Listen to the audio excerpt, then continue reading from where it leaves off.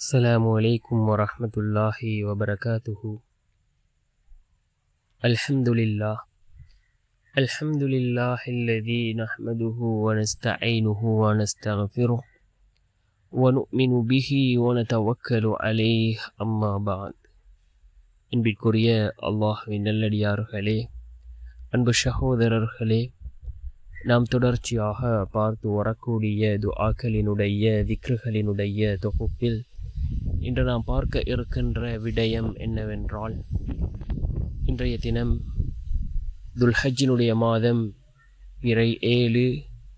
நாம் இந்த சூறாவை ஒவ்வொரு நாளும் இரவு ஓதி வருவோம். இந்த சூறாவை ஓதுவதன் மூலமாக அல்லாஹ் ஜல்ல சுப்ஹானஹு வ தஆலா வறுமையை விட்டும் அல்லாஹ் நம்மை பாதுகாக்கின்றான்.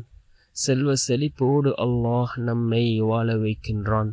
அப்படிப்பட்ட மிகச்சிறந்த ஒரு சூறாவை தான் நாம் இன்றைய வீடியோவில் பார்க்க இருக்கின்றோம். அன்பார்ந்த சகோதரர்களே, அல்லாஹ்வின் நல்லடியார்களே, அல் குர்ஆனிலே 114 சூறாக்கள் இருக்கின்றது. ஒவ்வொரு சூறாக்களுக்கும் ஒவ்வொரு விதமான சிறப்புகளை ரசூலுல்லாஹி ஸல்லல்லாஹு அலைஹி வஸல்லம் அவர்கள் கூறியிருக்கிறார்கள். அதிலே மிக முக்கியமான ஒரு சூறா தான் சூரத்துல் வாக்கிஆ. இதற்கு ஏராளமான சிறப்புகளை ரசூலுல்லாஹி ஸல்லல்லாஹு அலைஹி வஸல்லம் அவர்கள் கூறியிருக்கிறார்கள். அதாவது, யார் இந்த சூரத்துல் வாக்கிஆவை ஒவ்வொரு நாளும் ஓதி வருகிறாரோ அவருக்கு ஒருபோதும் வறுமை ஏற்படாது என்று கூறினார்கள் ரசூலுல்லாஹி ஸல்லல்லாஹு அலைஹி வஸல்லம் அவர்கள். அதே போன்று இன்னும் ஒரு ஹதீஸ் இருக்கின்றது. இப்னு அப்பாஸ் ரலியல்லாஹு அன்ஹு அவர்களினுடைய மரண தருவாயிலே அவர்களுக்கு பெண் பிள்ளைகள் இருந்தார்கள்.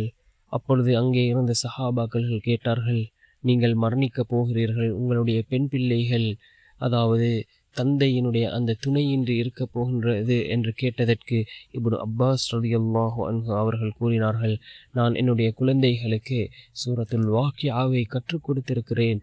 அவர்கள் அதனை ஓதக்கூடிய நேரத்தில் அல்லாஹ் ஒருபோதும் அவர்களுடைய வாழ்க்கையில் வறுமையை ஏற்படுத்த மாட்டான் என்று இப்னு அப்பாஸ் ரலியல்லாஹு அன்ஹு அவர்கள் கூறினார்கள்.